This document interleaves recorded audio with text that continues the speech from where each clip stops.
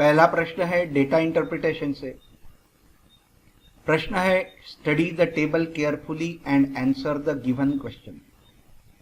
पहले कॉलम में स्टेट्स दिए हुए हैं P Q R S and T. दूसरे कॉलम में दिया है कि percentage of population below poverty line. Below poverty line के नीचे कितना परसेंटेज है वह दिया हुआ है, 35%, 25% हर स्टेट के लिए। अगले कॉलम में दिया है कि population of male and female, male और फीमेल का पॉपुलेशन का रेशो दिया है बिलो पॉवर्टी लाइन के लिए और अबव पॉवर्टी लाइन के लिए। और हमें प्रश्न पूछा है कि if the male population above poverty line for state are is 1.9 million, then what is the total population of R? अगर mail population above poverty line state R की 1.9 मिलियन है तो हमें फाइंड करना है कि स्टेट R की total population क्या है। तो हम इसे थोड़ा अलग तरीके से करते हैं। तो हम एज्यूम करते हैं कि स्टेट R की टोटल पॉपुलेशन 100 है। अब टोटल पॉपुलेशन 100 है तो बिलो पॉवर्टी लाइन हो जाएंगे 24 और अबव पॉवर्टी लाइन हो जाएंगे 76। तो 24 यह पॉपुलेशन बिलो पॉवर्टी लाइन होगा और 76 पॉपुलेशन यह अबव पॉवर्टी लाइन हो जाएगा जब पॉपुलेशन 100 होगा तब। तो अब हमें इस कॉलम से कुछ काम नहीं है। हमें दिया गया है कि अबव पॉवर्टी लाइन ये जो है ये कितना दिया हुआ है, यह अबव पॉवर्टी लाइन है 76 पॉपुलेशन अबव पॉवर्टी लाइन है। उसमें से 2 पार्ट मेल का है और 3 पार्ट फीमेल का है। तो हम 3 + 2 5 यानी टोटल के हम 5 इक्वल पार्ट करेंगे। इसमें से 2 पार्ट तो हो जाएंगे मेल के और 3 पार्ट हो जाएंगे फीमेल के। मगर हमें फीमेल के पॉपुलेशन से कुछ करना नहीं है, कुछ लेना देना नहीं है, तो हम उसे सॉल्व नहीं करेंगे। हम सिर्फ मेल का पॉपुलेशन लेंगे। तो 76 डिवाइडेड बाय 5 पार्ट, उसमें से 2 पार्ट है मेल के। तो मेल का पॉपुलेशन अबव पॉवर्टी लाइन हो जाएगा 5 × 1 = 5, 5 × 1 = 5, 2 बचेगा, 5 × 5 = 25। हम यहाँ छोड़ दे रहे हैं, नंबर आ रहा है 15 से ज्यादा, मगर हम उसे छोड़ दे रहे हैं, अप्रोक्सीमेट ले रहे हैं। 15 × 2 = 30। तो यह जो 30 है यह 30 का पॉपुलेशन होगा above poverty line mail population होगा। अब देखिए mail population above poverty line है 30, तो उस समय टोटल पॉपुलेशन होता है 100। यह जब 30 होता है तो टोटल पॉपुलेशन होता है 100, लेकिन यह हमें दिया गया है 1.9 मिलियन। तो 1.9 मिलियन होगा तो टोटल पॉपुलेशन कितना होगा। तो यह डायरेक्ट वेरिएशन का उदाहरण है। तो यह 2 मल्टीप्लाई करेंगे, पहले से डिवाइड करेंगे, तो वह हो जाएगा 1.9 × 100 डिवाइडेड बाय 30। तो 0 कैंसिल हो जाएगा, 3 × 6 = 18। यहाँ पर भी हम ऊपर का नंबर छोड़ देते हैं और हमें अप्रोक्सीमेट मिलेगा। तो यह हो जाएगा 0.6, तो 10 × 6 हो जाएगा 60। तो यह अप्रोक्सीमेट आ रहा है 6 मिलियन। अब ऑप्शन में 6 मिलियन भी है, 6.2 मिलियन भी है। यह तो कट हो गया, यह गया, यह गया। अब इस 2 में से एक का चुनाव हमें करना है। अब यहाँ पे हमने ऊपर का नंबर छोड़ दिया, यहाँ पर भी हमने ऊपर का नंबर छोड़ दिया। इसका मतलब सीधे सीधे है कि 6 मिलियन से ज्यादा पॉपुलेशन होनी चाहिए।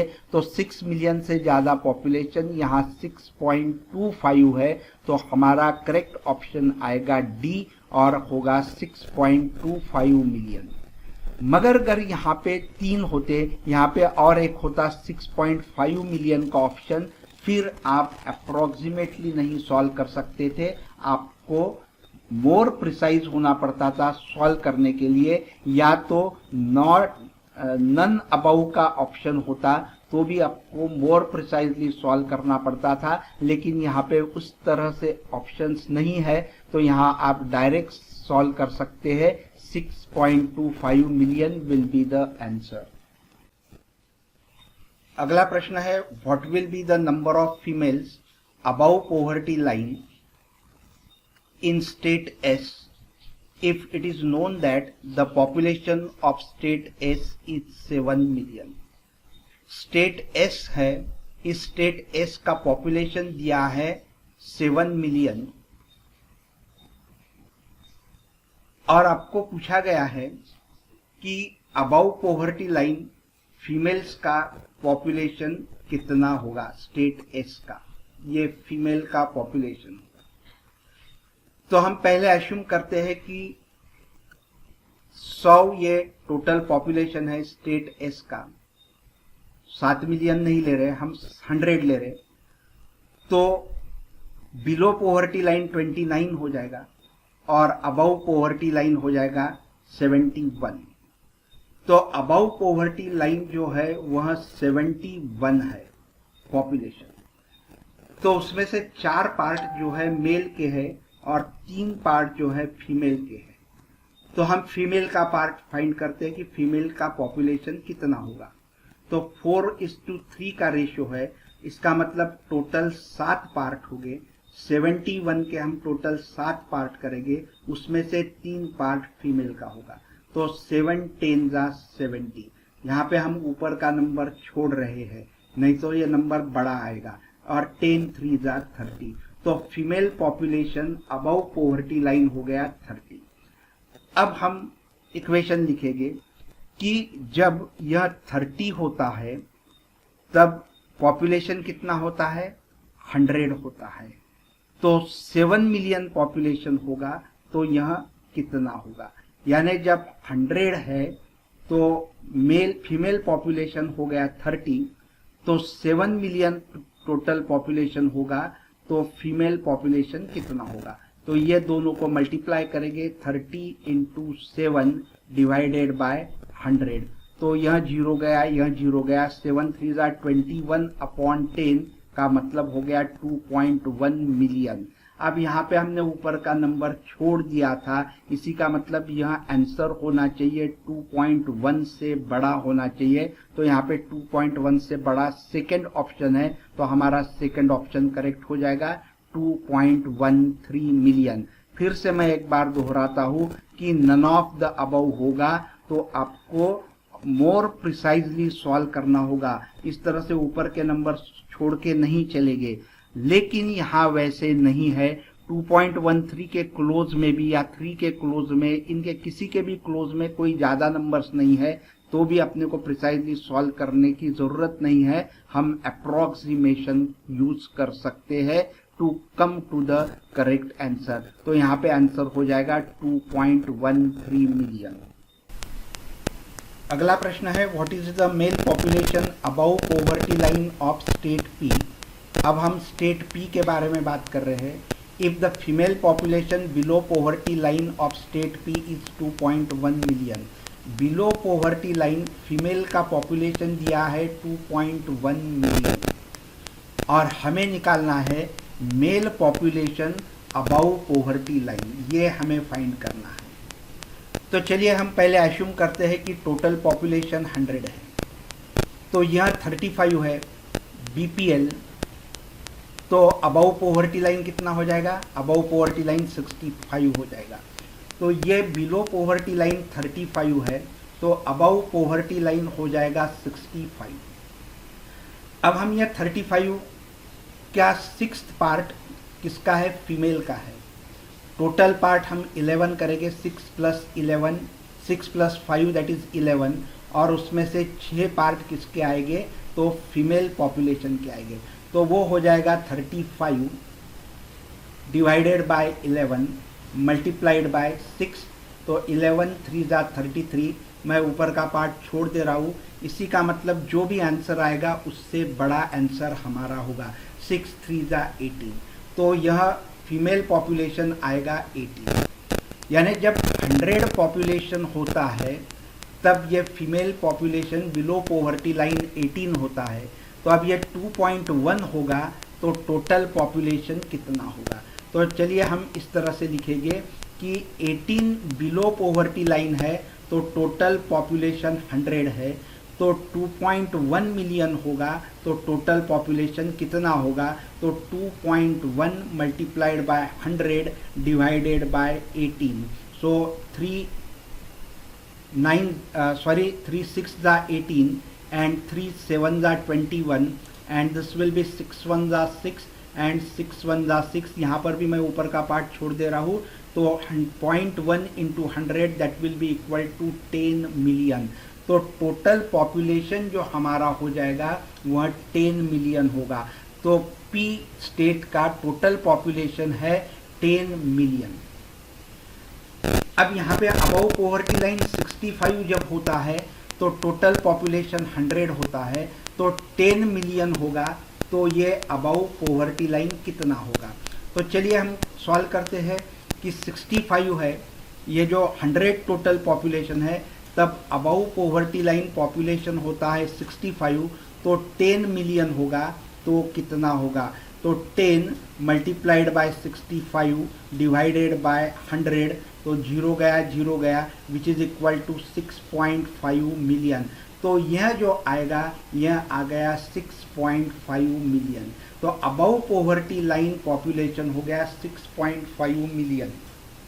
अब इस 6.5 में से 6 पार्ट जो है वह मेल पॉपुलेशन का होगा। टोटल पार्ट हो गए 6 + 7 दैट इज 13। तो हम 6.5 के 13 पार्ट्स गिराएंगे, उसमें से 6 पार्ट हो जाएंगे मेल पॉपुलेशन के। 13 5 जा 65, so 6 5 जा 30, decimal point after 1 digit, so it will be 3 million. तो हमारा आंसर आ रहा है 3 मिलियन, लेकिन हमारा आंसर होना चाहिए 3 मिलियन से ज़्यादा, इसलिए 3 मिलियन से ज़्यादा आंसर है यहाँ 3.3 मिलियन। तो करेक्ट आंसर हो जाएगा सी। अगला प्रश्न है, average runs off cricketer in 10 innings is 60. How many runs should he make in the 11th inning so that the average runs would be 62? अगर कोई क्रिकेटर 10 इनिंग में 60 का एवरेज से रन बनाता है तो उसने 11th इनिंग्स में कितने रन बनाने चाहिए ताकि उसका एवरेज 62 हो जाएगा। दोस्तों, अगर आपका एवरेज का कंसेप्ट अगर क्लियर हो तो यह आप 1 सेकंड में सॉल्व कर सकते हैं। 10 इनिंग में 60 का एवरेज, इसका मतलब क्या हो गया कि हर इनिंग में 60 रन उसने बनाए। यह एवरेज का कंसेप्ट होता है। कहीं पे 58 हो गए तो कहीं पे 62 हो गए, तो यहाँ जो 2 कम पड़ रहे थे यहाँ 2 बढ़ गए और वह दोनों मिलके 60 हो गया एवरेज। तो इस तरह से 60 का एवरेज, इसी का मतलब हर इनिंग में उसने 60 रन्स बनाए। तो ऐसे 10 इनिंग खेला तो 10 बार उसके 60 रन्स बन गए। अब 11th इनिंग में उसने कितने रन करना चाहिए ताकि उसकी जो एवरेज है वो 62 हो जाएगी। तो यह जो 60 रन है तो ये हर इनिंग में 2-2 रन बढ़ने चाहिए, बराबर है। तो 10 इनिंग्स है तो टोटल 20 रन्स मिलने चाहिए और 11th इनिंग जो होगी उसमें 62 रन बनने चाहिए, यानी 62 रन्स और प्लस 20 रन्स। यह जो कमी आ रही है इन 10 इनिंग्स में वह भी उसे 11th इनिंग में भरकर निकालना है। तो 60 + 20 80 और ये हो जाएगा 82। और यह इतना सिंपल है कि 82 रन्स उसने 11th इनिंग में बनाना जरूरी है, तब कहीं जाके उसका एवरेज 62 होगा। तो 62 होने के लिए 60 से कितने नंबर ज्यादा है, 2 नंबर ज्यादा है। तो 10 × 2 ये हो जाएंगे 20 और यहाँ प्लस 62 तो वो हो जाएंगे 82। इस तरह से अगर आपका कंसेप्ट क्लियर हो तो आप इसी प्रश्न को 1 सेकंड में हल कर सकते हो। अगला प्रश्न है 14 men can do a piece of work in 18 days. 14 men 18 दिन में काम करते हैं, 15 women वही काम को 24 दिन लेते हैं.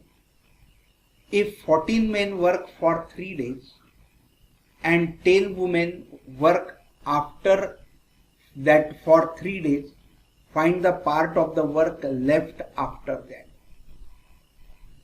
14 आदमी 18 दिन काम करते हैं तो वो काम पूरा होता है. 15 महिलाएं 24 दिन काम करेगी तो वह काम पूरा होगा. तो 14 मेन 3 दिन काम करते हैं, उसके बाद 10 वुमेन 10 महिलाएं 3 दिन काम करते हैं, तो बचा हुआ काम कितना रहेगा वह हमें ज्ञात करना है. तो हम इसे इस तरह से लिखते हैं. जनरली हम ऐसे निकालते हैं कि 14 मेन 18 डेज में काम करते हैं तो एक दिन में कितना काम होगा. 15 वुमेन 24 दिन में काम करते हैं तो एक दिन का काम कितना होगा, फिर 3 दिन का काम कितना होगा. तो यह करने की कोई ज़रूरत नहीं है, बड़ी एक सिंपल विधि है, उसे समझ लीजिए. मैं अभी डिटेल में लिखता हूँ, उसे लिखने की ज़रूरत नहीं होती है. Men then days and women. 14 men work for 18 days and complete a work. Suppose the work is 1. And now how many days 14 men are working? 3 days. So when 14 men will work for 3 days, how much work will be completed? यानी 14 आदमी 3 दिन अगर काम करेंगे तो कितना काम होगा. 14 आदमी 18 दिन काम करते हैं तो एक काम होता है, तो अगर वह 3 दिन काम करेंगे तो कितना काम होगा. तो यह बहुत सिंपल है. एक आदमी 18 दिन काम कर रहा है, दूसरा भी 18 दिन काम कर रहा है, तीसरा भी 18 दिन काम कर रहा है, तो वर्किंग डेज कितने हो जाएंगे हमारे? वर्किंग डेज हो जाएंगे 14 × 18. उसी तरह से यहाँ पे हर आदमी 3 दिन काम कर रहा है तो वर्किंग डेज कितने हो जाएंगे? 14 × 3. तो काम कितना हो रहा है? इतने दिनों में काम हो रहा है पूरा, और इतने दिनों में कितना काम होगा. यहाँ पे दिन घट गए तो काम भी घट जाएगा, तो यह हो जाएगा डायरेक्ट वेरिएशन. यह हो जाएगा डायरेक्ट वेरिएशन. तो डायरेक्ट वेरिएशन में हम इन दोनों को मल्टीप्लाई करते हैं और यह पहले वाले से डिवाइड करते हैं, तो वो हो जाएगा 14 × 3 × 1 अपॉन 14 × 18. तो अब ये लिखने की जरूरत नहीं है, हम यहाँ पर भी ओरली कर सकते हैं कि 14 × 3 multiplied by 1 divided by 14 × 18 is equal to x. तो यह सॉल्व करने के बाद हमें मिलेगा 14 विल गेट कैंसल और यहाँ मिल जाएगा, सॉरी यहाँ 8 नहीं है 18 है, तो 3 1 = 3, 3 6 = 18 और यह हो जाएगा 1/6. इसी का मतलब 14 आदमी 3 दिन काम किए तो कितना काम हुआ? 1/6 काम हुआ. अभी हम फाइंड करते हैं दूसरी केस. इसमें 10 वुमेन 3 दिन काम कर रहे हैं, तो 15 वुमेन 24 दिन काम करेंगे तो एक काम होता है. तो 10 वुमेन 3 दिन काम करेंगे तो कितना काम होगा? हमने देखा है वर्किंग डेज हो गए 15 × 24 और वर्किंग डेज हो गए 10 × 3, और फिर हम इन दोनों को मल्टीप्लाई करेंगे और पहले से डिवाइड करेंगे, तो वो आपको मिलेगा 10 × 3 / 1 डिवाइडेड बाय 15 × 24. तो यह हो जाएगा हमारा सॉल्व करने के बाद 5 2 = 10, 5 3 = 15, 2 1 = 2, 2 1 = 2, 2 2 = 4, 3 and 3 will get cancel और यहाँ आपको मिलेगा 1/12. यानी जो औरतों ने काम किया है वो 1/12 काम किया है और आदमियों ने किया है वो 1/6 काम किया है. तो दोनों मिलकर जो काम हुआ वो 1/6 + 1/12, तो 12 LCM आ जाएगा. तो यहाँ 2 से मल्टीप्लाई करेंगे, 2 1 = 2 and 1 3, सो 3 and 4, तो कितना काम पूरा हो गया? 1/4 काम पूरा हो गया. इसी का मतलब 3 दिन में जो दोनों ने काम किया वह पूरा काम कितना हो गया, 1/4 काम हो गया। तो बचा हुआ काम कितना होगा, वह होगा 3/4।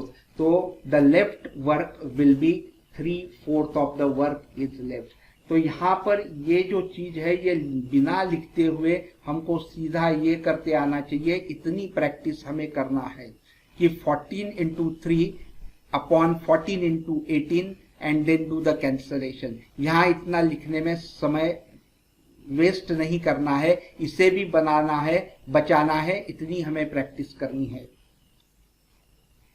अगला प्रश्न है, A invest on some scheme at 5% and B at 3% for 2 years. If the total sum invested by A and B is rupees 4,000 and the simple interest received by both is same, find the amount invested by A. A ने कुछ पैसे 5% के rate से invest किए, B ने 3% simple interest के rate से invest किए। 2 साल के लिए इन्वेस्टमेंट है। उन्होंने जो टोटल इन्वेस्टमेंट की ए और बी ने मिलकर, वह टोटल इन्वेस्टमेंट है 4,000 रुपीज। तो हमें यह ज्ञात करना है कि ए ने कितना पैसा इन्वेस्ट किया। और यहाँ पे और एक बात बताई है कि सिंपल इंटरेस्ट दोनों केस में सेम है। तो पहले हम एज्यूम करते हैं कि ए ने जो पैसे इन्वेस्ट किए हैं वह एक्स है और बी ने जो इन्वेस्ट किए हैं वो वाई है। अब 5% से सिंपल इंटरेस्ट 2 साल के लिए हो जाता है 10%। तो उसको जो सिंपल इंटरेस्ट x रुपीस पे मिलेगा वो कितना मिलेगा, 10% ऑफ x। और यहां पर b 3% से इन्वेस्ट कर रहा है 2 साल के लिए, तो 3 into 2, तो टोटल रेट हो जाएगा 2 साल का उसका 6% हो जाएगा। तो 6% ऑफ y, ये उसका सिंपल इंटरेस्ट होगा b का। तो 10% ऑफ x यानी 1/10 of x which is equal to 6% of y। तो ये हो जाएगा 6/100 इंटू y। तो यह हो जाएगा x/10 which is equal to 2 3 6, 2 50 100। तो यह आ गया 3/50 मल्टीप्लाइड बाय y। यह 0 और ये 0 कैंसिल हो जाएगा। तो आपको मिलेगा x is equal to 3/5y। ये y अगर इधर लेके आओगे तो you will get x/y is equal to 3/5। इसी का मतलब x और y का जो रेशियो है वह कितना है, 3:5। इसी का मतलब यह 4,000 रुपीज जो है वह कितने रेशियो में इन्वेस्ट किए हैं, 3:5 रेशियो में इन्वेस्ट किए हैं। तो 3:5 हमको a का निकालना है। टोटल पार्ट हो जाएंगे 8, 5 + 3 8 पार्ट। तो 4,000 के हम 8 पार्ट्स गिराएंगे। 8 पार्ट्स बनाने के बाद 3 पार्ट्स है a के और 5 पार्ट्स है b के। तो 3 से मल्टीप्लाई करोगे तो a का पार्ट आएगा और अगर 5 से मल्टीप्लाई करोगे तो b का पार्ट आएगा। तो 8 1 = 8, 8 5 = 40, 0 0, 5 3 = 15, 1,500। तो a की जो इन्वेस्टमेंट है वह हो गई 1,500। और अगर b की इन्वेस्टमेंट पूछी तो 4,000 डिवाइडेड बाय 8 मल्टीप्लाइड बाय 5, क्योंकि 8 पार्ट में से 5 पार्ट b के है। तो फिर से ये हो जाएगा 8 5 = 40, 0 0, 5 5 = 25, तो वो हो जाएगा 2,500। तो b की इन्वेस्टमेंट हो गई 2,500 और a की इन्वेस्टमेंट हो गई 1,500। अगला प्रश्न है, out of his total income Mr. Kapoor spends 20% on house rent and 70% of the rest on household expenses. If he saves rupees 1,800, what is his total income in rupees? Out of his total income, Mr. Kapoor का जो income है उसमें से वो 20% घर के किराए पे खर्चा करता है और बचे हुए पैसे के 70%, ये ध्यान में रखना है आप कि बचे हुए पैसे के 70% घर खर्चे पे करता है फिर भी उसके पास 1800 रुपए बचते हैं, तो उसका इनकम कितना होगा। तो चलिए हम एश्यूम करते हैं कि मिस्टर कपूर का इनकम है 100 रुपीज। 20% हाउस रेंट पे खर्चा कर रहा है। हाउस रेंट पे खर्चा कितना कर रहा है? 20% कर रहा है। इसका मतलब 20 रुपीज खर्चा करेगा हाउस रेंट पे। ओके, अब हाउस रेंट पे 20 रुपीज खर्चा करने के बाद उसके पास बचेंगे कितने? 80 रुपीज बचेंगे। अब इस 80 रुपीज के वो 70% जो खर्चा करता है वो काय पे खर्चा करता है? घर खर्चे पे करता है। तो 70% ऑफ 80 वह कितने हो जाएंगे? वह हो जाएगा 56 रुपीज। अब उसका खर्चा कितना हो गया है? 20 रुपीज घर के किराए पे, 56 रुपए घर खर्चे पे, तो टोटल खर्चा हो जाएगा 20 plus 56 and that is equal to, यह खर्चा हो गया 76 रुपीज। अब 76 रुपीज उसका खर्चा हो गया, तो बचे कितने रुपए?